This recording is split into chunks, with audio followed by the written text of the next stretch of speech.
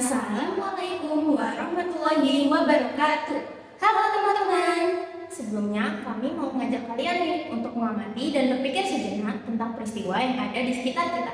Yang pertama, mengapa penumpang pada pesawat terbang tidak jatuh dan tidak terombang-ambing pada peristiwa take off dan landing? Yang kedua, mengapa komputer navigasi pada pesawat terbang dapat menunjukkan arah jalur tujuan sehingga pesawat terbang dapat tepat sampai ke tempat tujuan? Yang ketiga, mengapa gerak anak panah yang dilepaskan dari busur tidak bergerak lurus secara horizontal?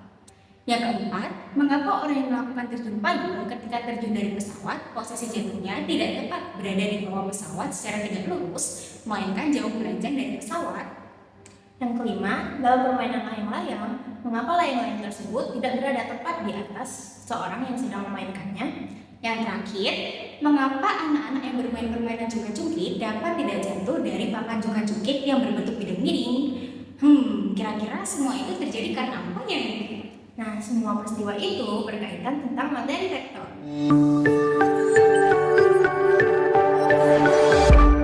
Pada bagian sebelumnya, teman-teman sudah mengetahui bahwa semua peristiwa yang telah disebutkan tadi memiliki kaitan dengan materi vektor.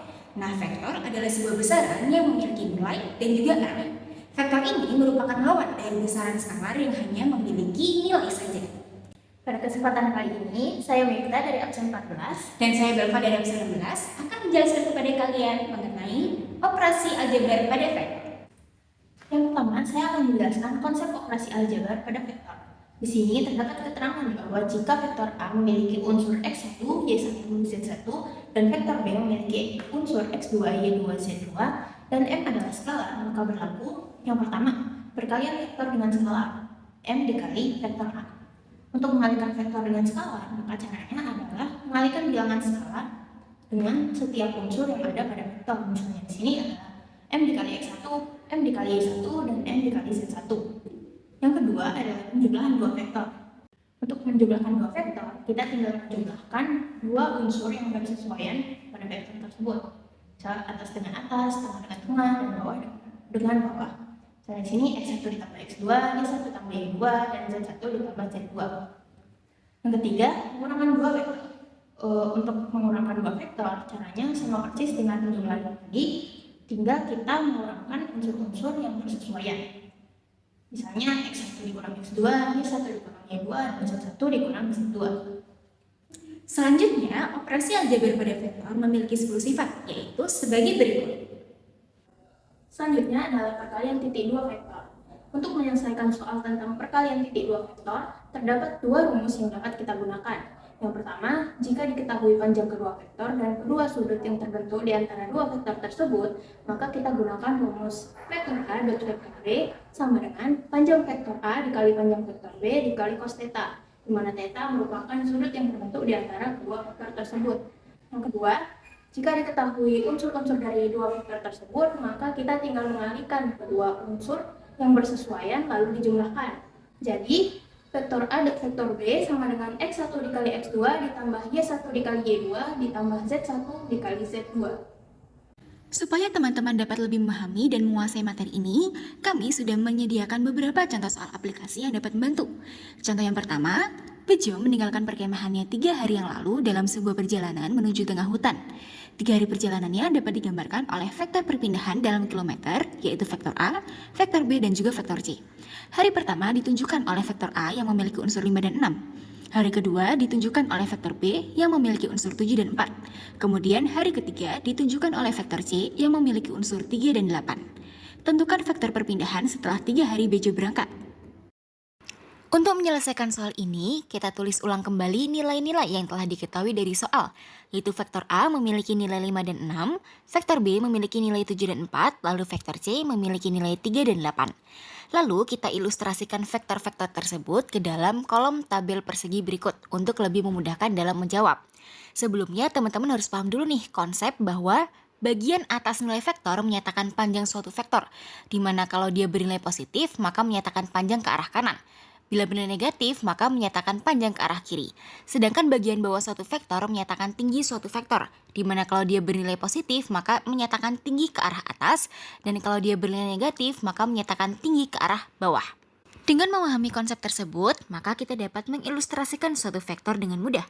Misalkan titik awalnya berada pada titik ini, maka vektor A dapat kita ilustrasikan dengan panjangnya sebanyak 5 kotak ke arah kanan dan tingginya sebanyak 6 kotak ke arah atas. Kemudian tinggal kita tarik garis dari titik awal ke titik akhirnya, sehingga kita peroleh vektor A seperti berikut. Lalu untuk vektor B, penggambarannya dimulai pada titik kepala vektor A, karena vektor B menyatakan panjang perjalanan Bejo pada hari kedua setelah hari pertama. Jadi penggambarannya merupakan lanjutan dari penggambaran vektor yang A. Sehingga kita gambarkan vektor B memiliki panjang sebanyak 7 kotak ke arah kanan dan tingginya sebanyak 4 kotak ke arah atas. Kemudian kita tarik garisnya dan kita peroleh vektor B seperti berikut. Lalu vektor C yang memiliki titik awal di kepala vektor B memiliki panjang sebanyak 3 kotak ke arah kanan dan 8 kotak ke arah atas. Sehingga kita peroleh vektor C seperti berikut setelah ditarik garis. Setelah mengilustrasikan, langsung saja kita masuk ke soal yang ditanyakan, yaitu vektor perpindahan setelah 3 hari perjalanan yang disimbolkan dengan vektor D. Karena vektor perpindahan merupakan perubahan posisi dari titik awal ke titik akhir, maka vektor D dapat kita gambarkan seperti berikut. Dari gambar tersebut dapat kita peroleh nilai vektor D dari resultan vektor A, vektor B, dan juga vektor C. Sehingga kita dapat menyelesaikan soal ini dengan menggunakan konsep penjumlahan vektor, yang mana persamaannya yaitu vektor D sama dengan vektor A ditambah vektor B ditambah vektor C. Langsung saja kita masukkan nilai yang diketahui, di mana kita juga jumlahkan langsung bagian atas dengan bagian atas dan bagian bawah dengan bagian bawah. Sehingga kita peroleh nilai vektor D-nya adalah 15 dan 18. Contoh soal aplikasi yang kedua, Shirley ingin menyeberangi sungai deras yang memiliki kecepatan arus 3,2 meter per second ke arah utara dengan perahu yang berkecepatan 4 meter per second. Agar Shirley dapat menyeberangi sungai secara tegak lurus dengan arus sungai, berapa besar sudut yang harus diarahkan perahu tersebut terhadap arus sungai? Untuk menyelesaikan soal ini, kita misalkan VA sebagai kecepatan arus sungai dengan nilai 3,2 meter per second ke arah utara dan VB sebagai kecepatan perahu dengan nilai 4 meter per second. Selanjutnya kita gambarkan nilai tersebut ke dalam ilustrasi suatu vektor, di mana vektor kecepatan arus sungai kita gambarkan dengan panah berwarna biru ke arah utara. Kemudian karena diminta perahu menyeberangi sungai secara tegak lurus dengan arah arus sungai, maka vektor resultan perahu kita gambarkan dengan panah berwarna hijau ke kanan dengan sudut yang terbentuk antara vektor VA dengan vektor R adalah 90 derajat. Agar perahu menyeberangi sungai secara tegak lurus sesuai dengan yang diminta, maka perahu harus diarahkan di sekitar bagian sini, karena akan terpengaruh oleh arah arus sungai. Sehingga kita ilustrasikan vektor kecepatan perahunya menggunakan panah berwarna merah dengan sudut yang terbentuk antara vektor R dimisalkan dengan theta.